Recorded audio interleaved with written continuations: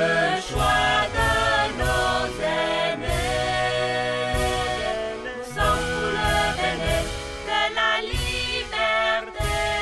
Tu dois à la parole et à la différence. Le plus gros problème que nous avons eu, l'événement le plus marquant, c'était d'abord le refus d'autoriser nos candidats à participer à la compétition présidentielle. Et le pouvoir ne s'en est pas arrêté là.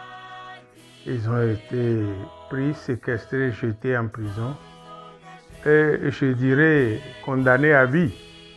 Parce que 10 ans, 20 ans dans la vie d'un individu, après ça, je crois que je n'ose pas dire qu'il devient épave, mais je crois que ça en est fini. Donc je crois, nous, à l'opposition, nous avons enduré de très grandes épreuves. Mais je suis heureux que nos militants n'aient pas été affaiblis par ces coups durs que nous avons reçus. Je suis heureux et je les salue. Mais malgré la répression qui s'abat sur nous, nous devons rester debout. Et je suis encore une fois de plus heureux de constater que nous sommes debout. Je pense que l'année 2022 va ouvrir de nouvelles perspectives pour nous parce qu'il ne faut pas qu'on laisse le pays être confisqué par un groupuscule inorganique d'arrivistes qui ne veulent pas ouvrir le jeu. Au lieu de parler des problèmes qui existent, il va créer un problème dont il parle, il répète. Mais il faut que nos compatriotes comprennent que le troisième mandat est moins grave, et je pèse mes mots, que celui qui empêche la compétition. C'est pire qu'un troisième mandat. Refuser qu'il y ait la compétition dans un pays, c'est pire qu'un troisième mandat. Donc, je suis peiné que le chef de l'État passe tout le temps à ressasser, je ne serai pas au troisième mandat. Personne ne lui demande ça. Ça n'est inscrit nulle part dans sa constitution personnelle qu'il a fait écrire et voter la nuit. Donc moi je crois, il a parlé de l'insécurité. C'est vrai, c'est un problème national. Et ça devrait rassembler tous les fils et toutes les filles du pays. Parce que les djihadistes ne savent pas qu'il y a de la mouvance et qu'il y a de l'opposition. Mais il faut qu'ils pensent d'abord à réunir les fils du pays. S'ils feintent, ils contournent le problème. Enfin, nous ne nous sentirons pas tous concernés par ces problèmes.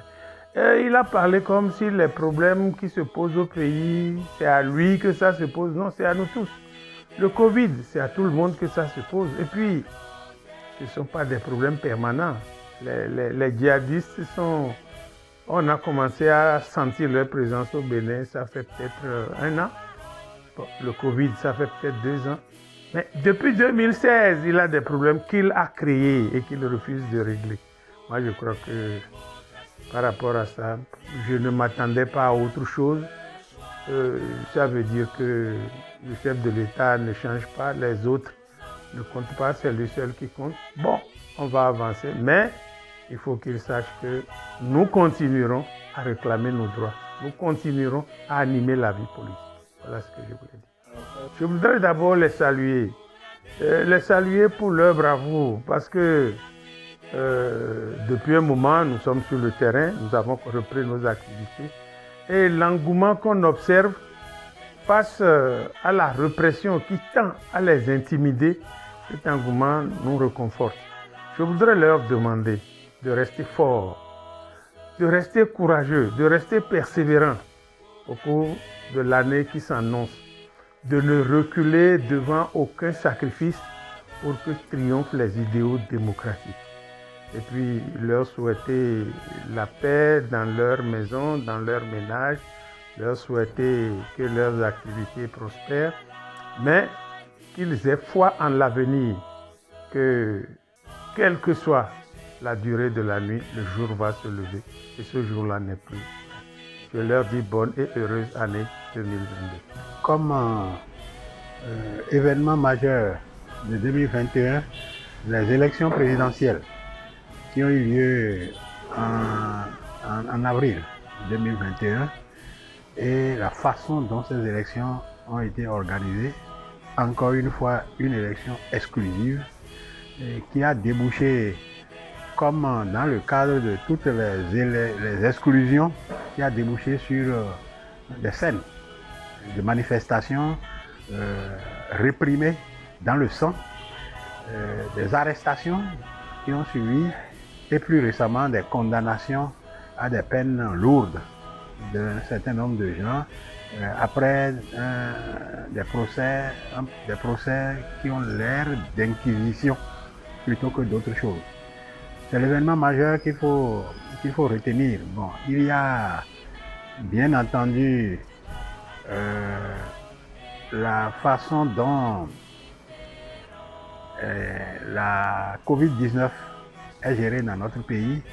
Le fait que dans son récent discours sur l'état de la nation, le président de la République a mis sur le compte de cette pandémie la vie chère, tous les problèmes que nous avons, c'est la pandémie, ce n'est pas le gouvernement.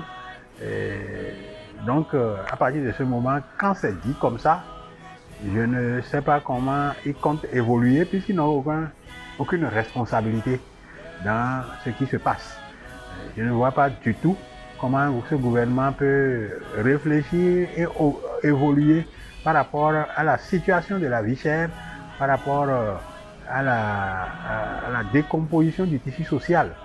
Pour eux, ce n'est pas un problème, c'est juste la pandémie. Et puis bon, tout va bien dans le meilleur des mondes. L'Assemblée serait le temple de la démocratie. Disons, si vous avez un temple où l'esprit qui doit habiter le temple est absent, je ne sais pas comment on peut l'appeler temple. La démocratie est absente du Parlement. Comment le Parlement peut constituer le temple de la démocratie? Alors, il n'y a qu'une seule opinion au niveau de ce... Je ne vois pas de pays démocratique où il n'y a pas pluralité d'opinions. C'est-à-dire que si on voulait faire des élections normalement dans ce pays, est-ce que c'est seule opinion seulement qui serait totalement absente? Il n'y aurait aucune diversification, rien du tout. Et on n'a aucune crainte de venir nous annoncer que c'est le temple de la démocratie.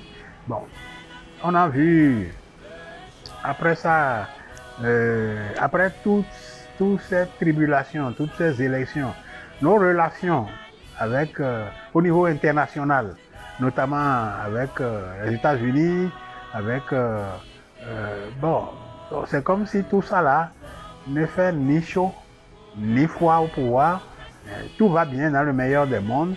Il n'y a aucun problème. Eux, ils avancent.